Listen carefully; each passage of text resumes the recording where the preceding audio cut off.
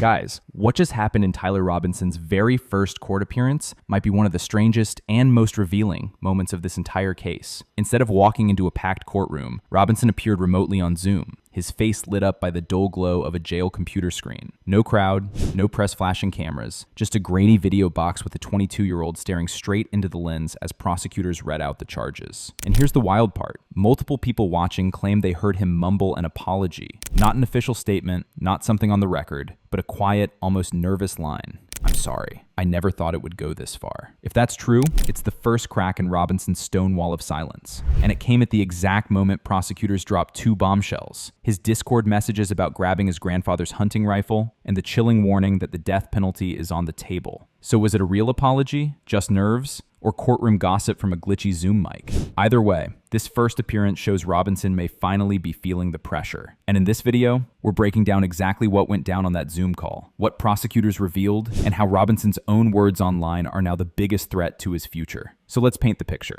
Robinson didn't step into a courtroom in chains. Instead, he sat alone in the small room inside the county jail, hunched in front of a webcam for his Zoom arraignment. On the screen, you had the judge in one square, the prosecutors in another, defense attorneys in their own window, and then Robinson. Silent, pale, his orange jumpsuit visible against the cinder block wall behind him. Reporters covering the call said the vibe was surreal. No banging gavels, no hushed gallery, just a glitchy internet connection and the most high-profile murder suspect in America staring blankly into a laptop camera. When the judge began reading the charges, Robinson didn't move. Aggravated murder, possession of a firearm during a violent crime, terrorism-related enhancements. The words echoed through the Zoom feed, and you could see him blink rapidly, like he was struggling to process it. Observers noted he kept glancing downward, maybe at his hands cuffed beneath the table, maybe at his lawyer's notes on another screen. But here's where it gets interesting. When the judge asked if he understood the charges, Robinson hesitated. His lawyer leaned in frame, whispered something, and then, through the tinny jail microphone, came what some people swear was, "I'm sorry. I never thought it would go this far." Not official, not recorded in the transcript, but multiple viewers picked up on it. Now, whether you believe it was an actual apology or just nervous mumbling, the timing matters, because it happened right as prosecutors moved from the charges to the evidence. For weeks, Robinson has been silent. In FBI interrogations, he refused to talk. In custody, he's barely spoken to guards. This was the first moment people saw even a flicker of emotion. If it really was an apology, it's huge. Not legally. The prosecution still has mountains of evidence. But in the court of public opinion, it's a glimpse at remorse. And that's exactly the kind of thing his defense might lean on later,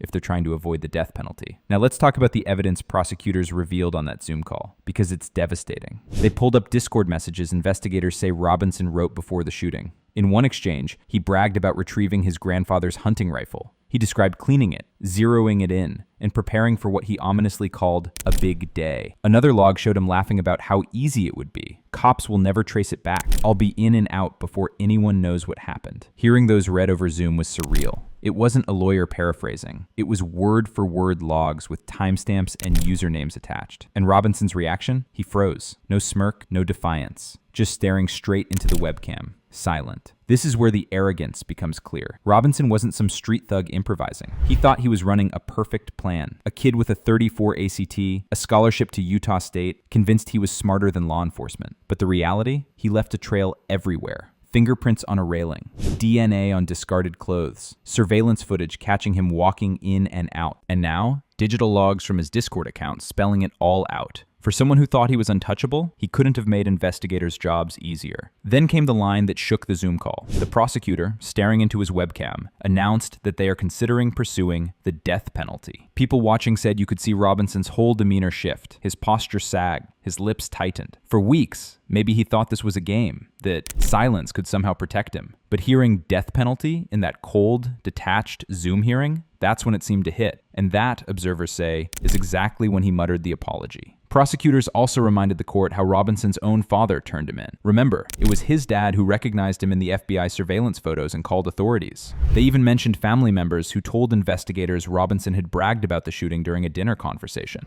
Hearing that on a Zoom call, with no ability to look away, no crowd noise to drown it out, must have been brutal. For Robinson, it wasn't just the state against him. It was his own family's words sealing his fate. Now, here's a detail that might explain his fragile state. Reports suggest Robinson has been held in protective custody since the arrest. That means no general population, no contact with other inmates, just a small cell and constant surveillance. Insiders say he's been refusing meals, pacing in circles, showing signs of stress. So when he appeared on Zoom, pale, gaunt, quiet, it fit the picture of someone cracking under pressure. That's why the supposed apology makes sense. A kid who once thought he was invincible, now buckling under the weight of isolation and the threat of execution. One of the biggest takeaways from the Zoom hearing was how central digital evidence is to this case. It's not just the Discord logs. Investigators say they have messages between Robinson and his roommate, searches about sniper positions, even notes left on bullet casings that tied directly to him. Robinson probably thought his online activity was buried, private, safe. But prosecutors pieced it together in front of a judge, step by step. And watching it laid out on Zoom, like a PowerPoint of his own mistakes, made it all the more humiliating. After the hearing, social media lit up. Some people ran with the apology story, saying it proves Robinson is finally showing remorse. Others dismissed it as nothing more than speculation or a glitch in the audio. But here's the thing. The fact that so many people even believe he apologized shows how much the perception of him has shifted. From cocky shooter to scared kid facing the death penalty, the narrative is changing. So what's next? Most analysts agree Robinson's defense team has one goal: avoid the death penalty. That means painting him as remorseful, as someone radicalized online, maybe even mentally unstable. If the apology rumor sticks, they could use it to show he regrets what happened. But with the evidence stacked this high, Discord logs, family testimony, physical DNA, avoiding conviction entirely looks almost impossible. And we can't ignore the bigger story here. Robinson wasn't a hardened criminal. He was a bright kid with every advantage: good family, scholarship, a future. But somewhere along the way, he slipped into toxic online spaces, Discord groups, political extremism. He convinced himself violence was justified.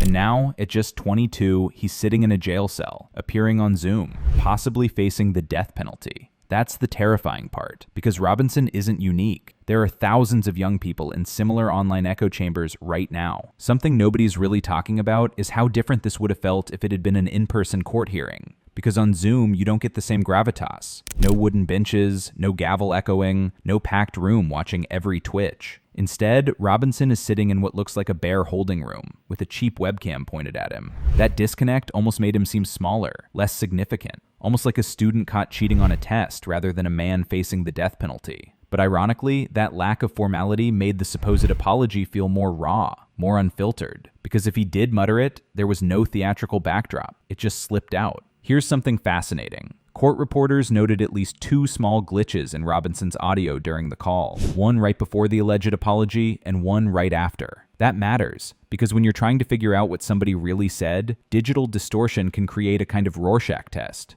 People hear what they expect to hear. Some swear he said, "I'm sorry." Others insist it was just him clearing his throat. The glitch factor adds this weird uncertainty. Did we actually hear a moment of remorse, or was it just tech interference being blown up into a headline? Here's an angle that really hit me. On Zoom, Robinson didn't have the usual courtroom shield. Normally, a defendant is surrounded by lawyers, marshals, and protocol. But on a webcam, you saw him more directly. The way he adjusted his collar, the nervous way he tapped his fingers against the table, even the occasional glance up like he was trying to find the right camera. Those tiny human details made him look less like this untouchable mastermind assassin and more like a 22-year-old kid in way over his head. And that's exactly why people latched on to that supposed apology. Because for a split second, he looked and sounded like someone realizing the weight of what he'd done. So where does this go from here? Pre-trial hearings, more evidence dumps, possibly plea deal discussions. Prosecutors have made it clear they're not backing down. And every step of the way, Robinson will be staring into that cold webcam, knowing the entire country is watching.